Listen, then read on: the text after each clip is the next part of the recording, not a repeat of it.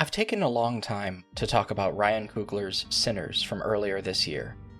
I still think it's my film of the year, although I've enjoyed a surprising number of films this year, speaking as someone whose film consumption dipped during as well as after COVID. I wasn't even sure I was going to talk about this film, given that I haven't done very many videos about films in the past. But seeing as I've done a bunch recently, and have been planning some more, I figured now might be the best time. But what to talk about? Sinners is a profoundly divergent film, setting up a number of characters who each seem to have their own thesis and relationship to the core ideas of the story. The juxtaposition of characters like Delta Slim drinking and the way the vampires drink blood, or Elijah smoking cigarettes and gunning down Klansmen, or Sammy's soul music and Remek's trad music, creates foils in the narrative that navigate the film's spiritual ideas, hence the name Sinners. Sin and its dark mirrors are certainly one lens through which to analyze the film, but what about some others? The specific relationship Sammy has to his father and the dialogue the film creates between how black soul music maintains old traditions dating back to Africa, and how the black church has also used its authority and social presence in black communities to do similar things in American history, despite the two not always being totally compatible, hence Sammy's father asking him to put down the guitar, is another such narrative thread that I think could make for an intriguing analysis. You could probably do an entire video essay about the representation of Asian characters in this film, since Grace Chow and Bo Chow, and I suppose their daughter as well, have a pivotal place in the narrative. The film also opens up some comparisons between the North and the South of the United States, with the twins, Elijah and Elias, returning from having parlayed their skills as veterans of the Great War into organized crime in Chicago. The film is also invested, as much as anything, in romantic relationships and family ties, including those already mentioned. Elias's partner in this film is white passing. Sammy has his own romantic interest in Perlene, and Elijah has arguably the deepest and most emotionally vulnerable relationship with Annie, the mother of his deceased child. The way each of these threads weave their way through the narrative gives each character and each pair of characters a unique ending, at least when compared with the other pairs. Among all these protagonists, I think I found Elijah, also called Smoke, the most relatable. I recognized instantly the way Michael B. Jordan played him as having PTSD, with his hands shaking as he rolled the cigarette, but still and almost calm as he fired his guns. It certainly didn't hurt the strength of the writing at all that Ryan Coogler was able to create such human relationships between the characters on screen, even those who only appear in a scene or two. Yes, there's a lot to talk about with Sinners, but I'd like to focus in on just one theme and core idea. This was the big one that finally spurred me to write this whole thing down. In the beginning of the film, the venue for the Smoke and Stack twins' new juke joint is sold to them by Hogwood. What they don't know is that their money alone isn't good enough. Hogwood is with the Ku Klux Klan, and they can't abide the twins operating there, so they set about planning to shoot up the joint by the next morning. As the long day of planning for the grand opening comes to a close, a burning Remek seeks refuge with another couple in the Klan, Bert and Joan, using their racism to trick them into sympathizing with his plight. He is pursued by Choctaw vampire hunters, but because Joan distrusts the indigenous people, she turns them away and ignores their warnings too late, as Remek has already fed on Bert and turned him, whereupon she is the next to die. As the night unfolds, Remek and his two new vampiric accomplices arrive at the juke joint, but the protagonists are split on whether to trust them, forcing them to remain outside. As various attendees exit the juke joint, they are turned by Remek. One of the core rules of vampires is extremely relevant here. Remek and other vampires must be invited inside in order to feed on the slower, weaker, and more vulnerable living human beings. The emphasis on this limitation of the vampire's power is more than just a narrative device. It has a strong thematic link to the segregated environment in which the film is set. In Sinners, it's not just suspicion of other racial groups that endangers people, it's also the absence of suspicion, especially by Bert and Joan towards Remek, and the fixation on hating the outgroup, especially by Hogwood and the other Klansmen, who arrive to kill black proprietors without any thought for how they might be dooming themselves, and without any concept for the danger another white person like Remek might pose. Instead, the focus around community, around shared struggle, and especially unbreakable bonds that last even beyond death, are all at the core of what Sinners juxtaposes with racism. Remek, as the core supernatural figure of the film, although there are others, occupies an intensely metaphorical position in the narrative, as spiritual and supernatural ideas often tend to in films like this. There is period-appropriate racism, like sharecropping or clan activity, but beyond the historically material, there's also the thematic, which represents a kind of superhistory or history as metaphor. This is how ideas about the afterlife, curses, spirits of the culture from the past and the future, and even vampires can develop these historical ideas. The supernatural is often a metaphorical window into an aspect of the natural for which we as people currently lack the adequate language or an appropriate framework to describe. Therefore, arguably, the most interesting question for this film's core ideas, as I have non-exhaustively described them to you thus far, is this: what does Remek's character, and his vampirism in particular, actually represent? What is his place in the narrative telling us about ourselves? I'm going to refer to some longer videos I've made beyond this one here, which I recommend to you if you find what I have to say provocative. I recently wrote a longer video essay on the game Greedfall by Spiders Studios relating that game to discourses in literary critique about colonialism and imperialism, and to my own experience with Irish-American identity. I'm only going to hit you with one quote this time, so go to the links in the description for this and more like it. But at the very least, it should come as no surprise that in addition to relating to Smoke, I also related to Remek. In order to really say why, I have to add a little disclaimer here about empathy.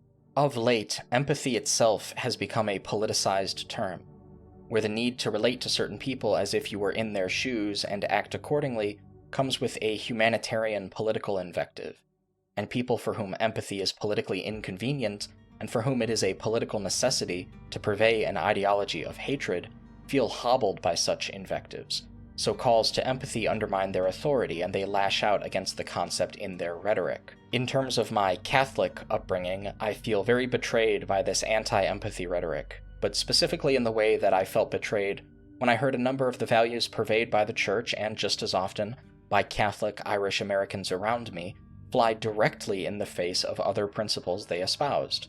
To me, when I was young, the contradictions seemed too deep, beyond any simplistic sense of hypocrisy or high-minded creed to which any human would naturally often fail to fulfill in terms of its highest ideals. No, the truth to me then felt harsher, more stark, as if, in a very real way, my light was their darkness, and their darkness my light. The idea that someone could be so immersed in what can only be described as hatred for lack of a better word that they would turn on the concept of empathy itself is revolting. It's cartoonish. More properly, it's a form of immolation that utterly lacks any heroism or moral fiber, since it is inherently opposed to human dignity. Because it is incumbent on a person who knows better to act like it, I have empathy with many people who do not empathize with me. I feel that empathetic surge of emotion when something bad happens to them. In some ways, I cannot help it. I feel like my entire life, as an Irish American, as a white American, I have been grabbing my countrymen by their shoulders and screaming that this didn't need to happen, that this would happen but it didn't have to, that all this violence and hatred could only end with more senseless death, including, and in some ways most inevitably, our own, as we arrayed ourselves against justice, peace, truth, and every value that is the apparent basis of liberal democratic society as we think we know it. We have forgotten how to solve problems and now merely hope to ameliorate them as we crash. But the dozens I've known all smiled that same arrogant smile and snidely spoke with the same tone despite often an utter lack of education and virtually zero expertise in a given topic. No. When I grabbed them by the shoulders and tried to warn them of what I thought would happen to all of us if we went down this road, they seemed to find it quite comical. They were very reassured in their own power and privilege. As time wore on, many people I've encountered seemed to think that when I spoke this way, trying to fight for our mutual self-interest, I was threatening them somehow.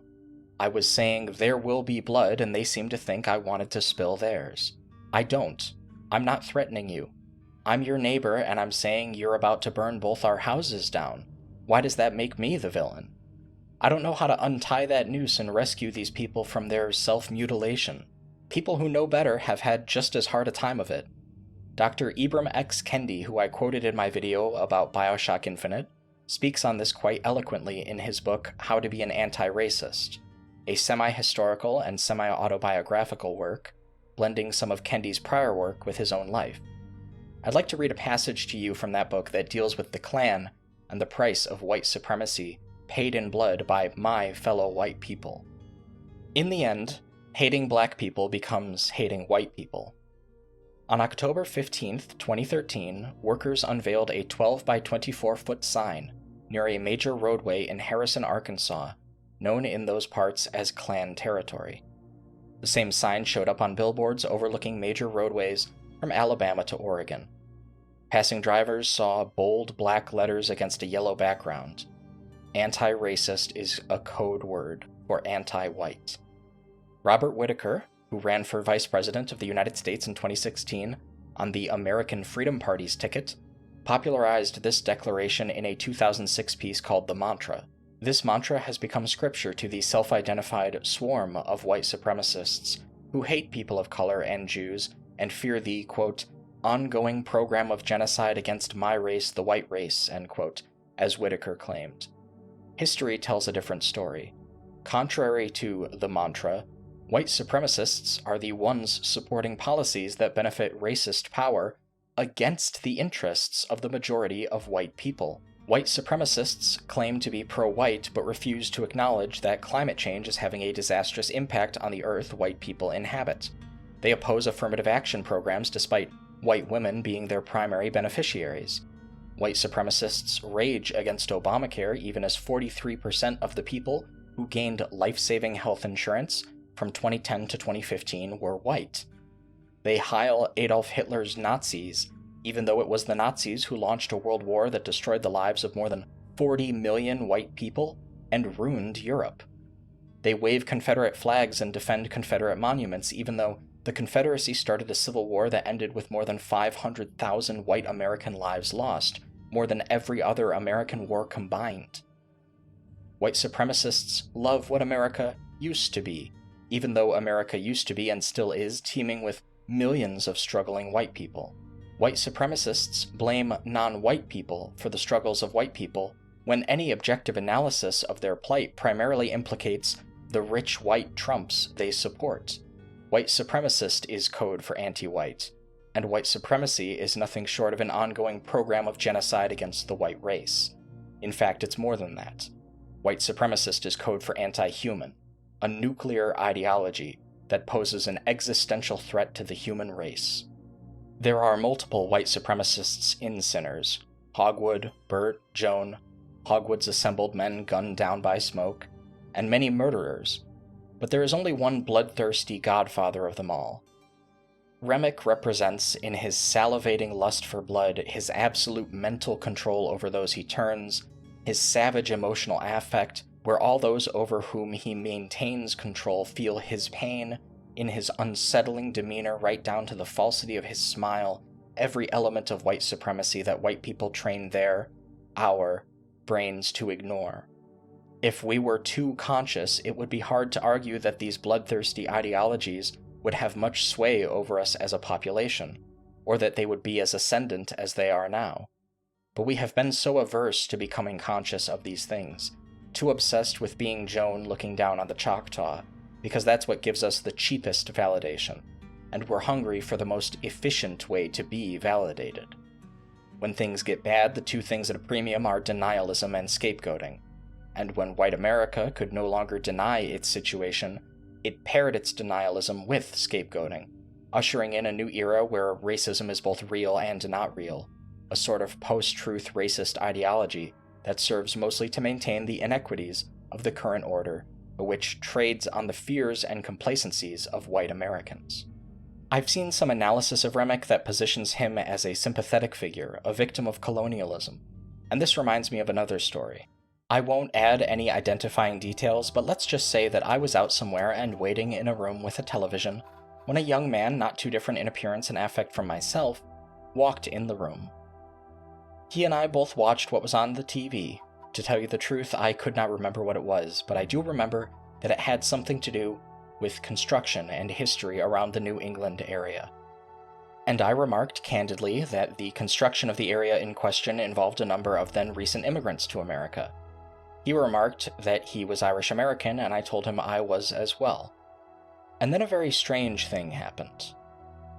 He literally, and I have only very rarely seen someone do this in this context with their actual physical body, beat his chest, thumping it twice as the tendons on his neck popped out and his face turned a harsh shade of pink as he said, "We built this country, bro. We built this country, not them." I took my leave as quickly as I could, realizing in that moment that he and I had been having very different conversations. I had been delighted in self-knowledge, in my ability to relate to someone else in a shared history, whereas he had been delighted by his comparative self-importance. For people like that, the difference is often razor-thin. Remick is sympathetic in a way. I said I empathized with him earlier, and I hope now you understand what I mean by that. It's a sad, dark world that puts me in a position to hear him describe his Catholic conversion in the terms he does, while identifying with him. Long ago, the man who stole my father's land forced those words upon us. I hated those men, but the words still bring me comfort. That's what he says, at least, but with his repeated insistence that turning Sammy will allow him to take his songs, that to me implies that he's got a very different idea of what comfort is. After all, he's forcing something on all these people just as Catholicism was forced on him. The body and the blood. Yeah, there's some symbolism in that. Remick is thirsty for blood. It's not just blood he offers, but blood he takes. Remick isn't himself a Klansman, and would just as soon turn them as any of the people in the juke joint.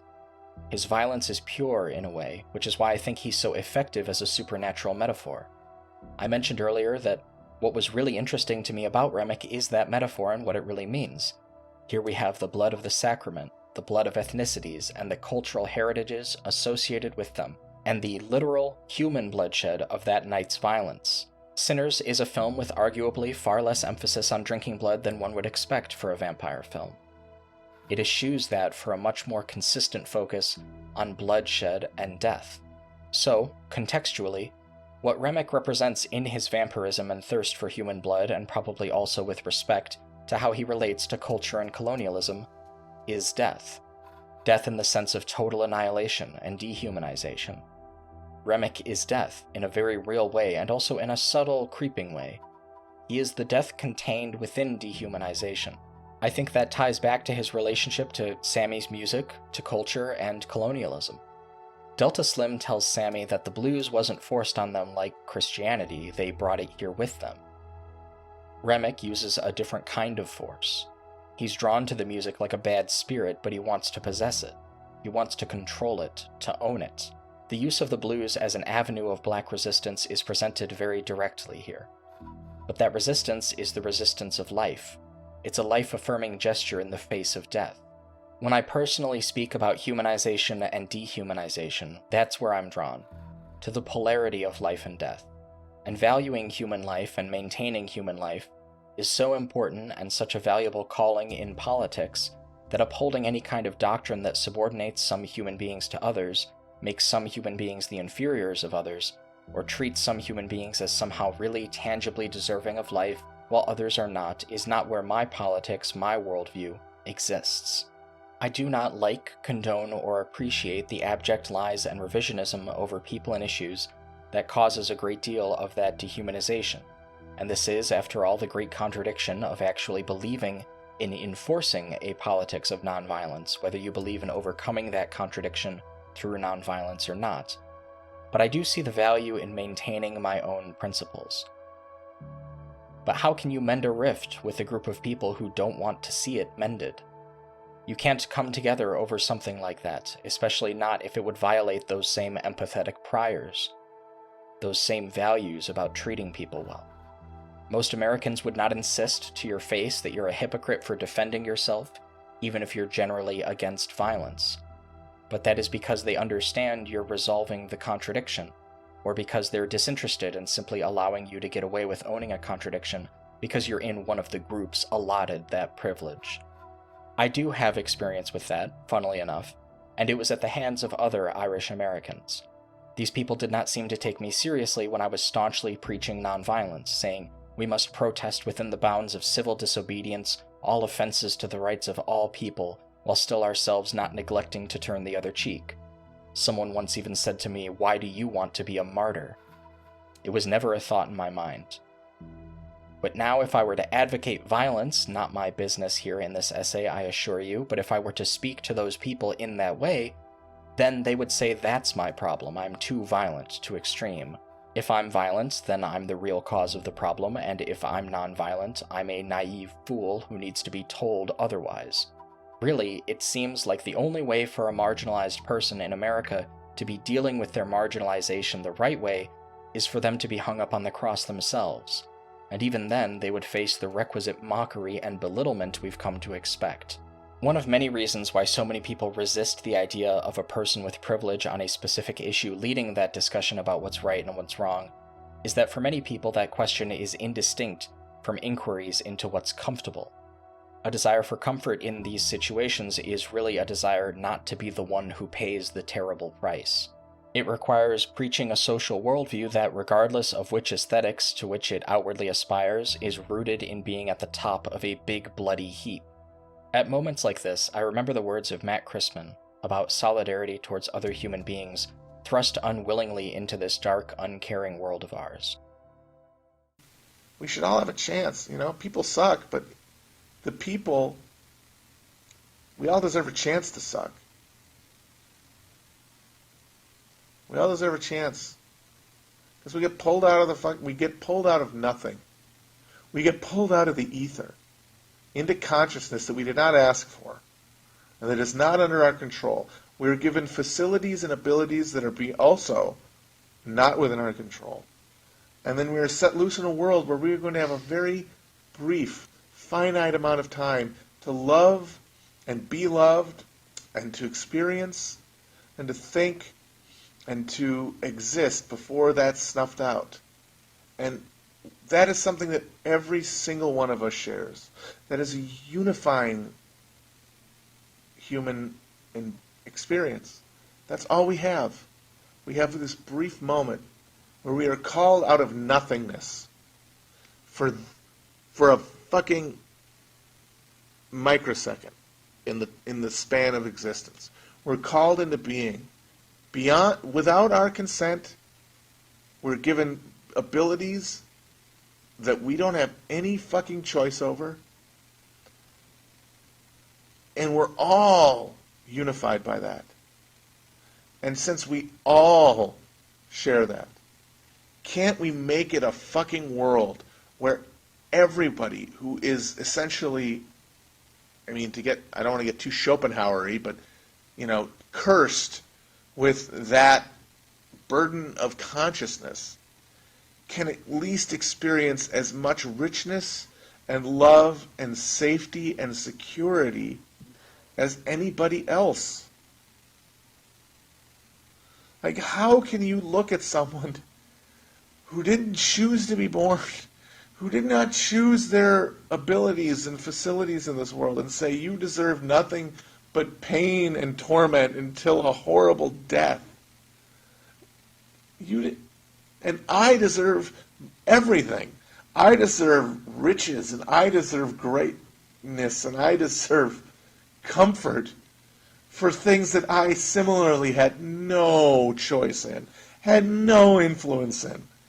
I'm a winner of a genetic lottery, and as a result of that, I should have everything, and you should have nothing. And the difference between us is the flip of a fucking coin. That is the monstrousness that I can't abide. I can't. To think that there are people in this world who accept that and think that's how it should be. That you should condemn people in millions and billions to torment and agony and death and fear and loneliness because you need to have everything. Because you were born with everything.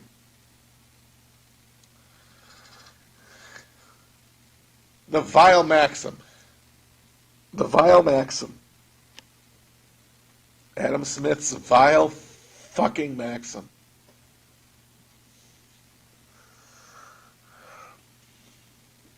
And it's hard to confront because It is so monstrous and so evil.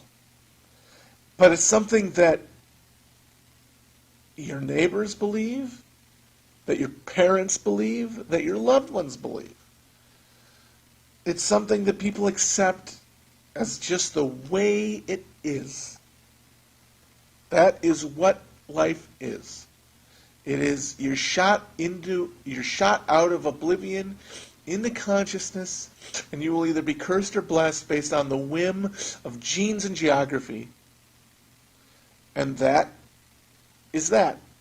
And the people who say that that is that are, of course, the people who achieved the extraordinary beneficence of luck, and then decide that they're going to ascribe that into the universe and turn that into an unmutable truth.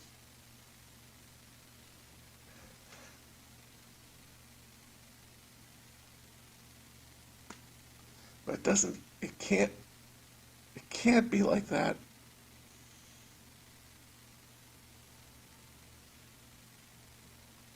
It doesn't have to. We have it in our power to make it different. And maybe we won't. Maybe we'll keep burning carbon and killing each other until we all just cook in our own fucking juices. Or maybe we'll break outside of our bubbles of fear and distrust to accept common humanity and embrace the burden of that, but also the absolute liberation, the liberation from fear, the liberation, because like those alt-right cocksuckers who want to live in a world of racial holy war, like the world that they imagine is a nightmare realm where you can never be safe, you can never feel secure, you can never feel love because you're under constant siege. It's a nightmare. I hope everyone gets home safe tonight. Tomorrow is another day, and we're going to have to struggle through it all the same. But we have a duty to each other, and that's why we also say, we have a world to win.